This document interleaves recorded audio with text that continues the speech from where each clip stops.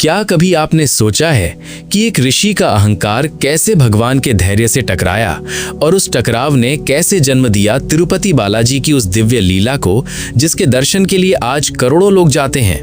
ये कथा शुरू होती है एक प्रश्न से, त्रिदेवों में सबसे श्रेष्ठ कौन है, ब्रह्मा, विष्णु या महेश?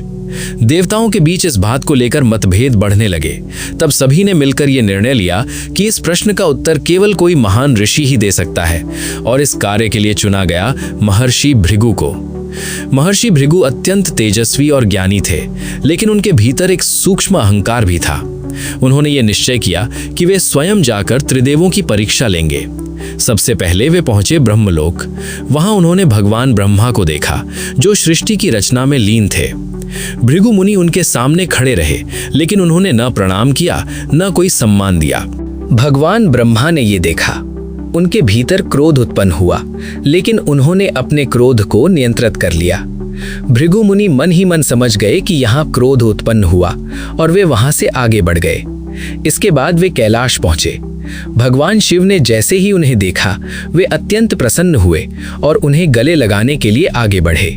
लेकिन भृगु मुनि ने उन्हें रोक दिया और कहा कि दूर रहें। ये सुनते ही भगवान शिव क्रोधित हो उठे।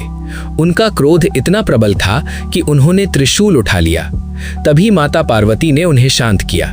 भृगु मुनि ने यह भी देख लिया और वे वहां से भी आगे बढ़ गए।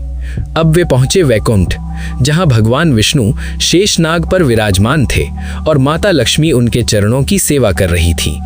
वहां का वातावरण अत्यंत शांत और दिव्य था। भृगु मुनि बिना कुछ कहे सीधे भगवान विष्णु के पास पहुंचे और उन्होंने बिना किसी संकोच के भगवान विष्णु की छाती पर लात मार दी। ये दृश्य अत्यंत आश्चर्यजनक था, लेकिन जो हुआ वो इस कथा का सबसे बड़ा सत्य है। भगवान विष्णु तुरंत उठे। उन्होंने क्रोध करने के बजाय भृगु मुनि के चरण पकड़ लिए और अत्यंत विनम्रता से बोले, हे मुनिवर, आपके चरणों को चोट तो नहीं लगी? मेरी छाती कठोर है, आपको कष्ट हुआ होगा। यह सुनते ही भृगु मुनि का अहंकार समाप्त हो गया। उन्हें समझ आ गया कि सच्ची महानता शक्ति में नहीं, बल्कि विनम्रता और धैर्य में होती है। उन्होंने भगवान विष्णु को ही सर्वोच्च घोषित कर दिया। लेकिन यह घटना यहीं समाप्त नहीं हुई। माता लक्ष्मी ये सब देख रही थीं। उन्हें यह अपमान सहन नहीं हुआ।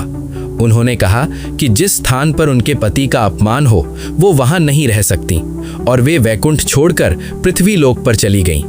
भगवान विष्णु के लिए ये क्षण अत्यंत दुखद था। उन्होंने भी वैकुंठ छोड़ दिया और पृथ्वी पर आकर तिरुमला के पर्वतों में निवास करने लगे। वहीं उन्होंने श्रीनिवास के रूप में जीवन व्यतीत करना प्रारंभ किया। समय बीतता गया। धरती पर माता लक्ष्मी ने पद्मावती के रूप में जन्म लिया। भगवान विष्णु ने उन्हें पुनः पाने के लिए प्रयास किया और अंततः उनका विवाह माता पद्मावती से हुआ। कहा जाता है कि इस विवाह के लिए भगवान विष्णु ने कुबेर से ऋण लिया था, और आज भी तिरुपति बालाजी मंदिर में जो दान दिया जाता है, वो उसी ऋण को चुकाने के लिए माना जाता है। ये कथा हमें ये सिखाती है कि अहंकार मनुष्य को अंधा बना देता है और विनम्रता ही सच्ची शक्ति है। भगवान विष्णु ने यह दिखाया कि अपमान के बाद भी यदि कोई शांत और धैर्यवान रहता है तो वही वास्तव में महान होता है। और माता लक्ष्मी ने यह सिखाया कि सम्मान जीवन में सबसे महत्वपूर्ण है। तिरुपति बालाजी की ये लीला सिर्फ एक कथा नहीं, बल्कि जीवन का एक गहरा संदेश है। अगर ये कथा आपको अच्छी लगी हो तो वीडियो को लाइक करें और चैनल को सब्सक्राइब जरूर करें। कमेंट में लिखें जय श्री हरि।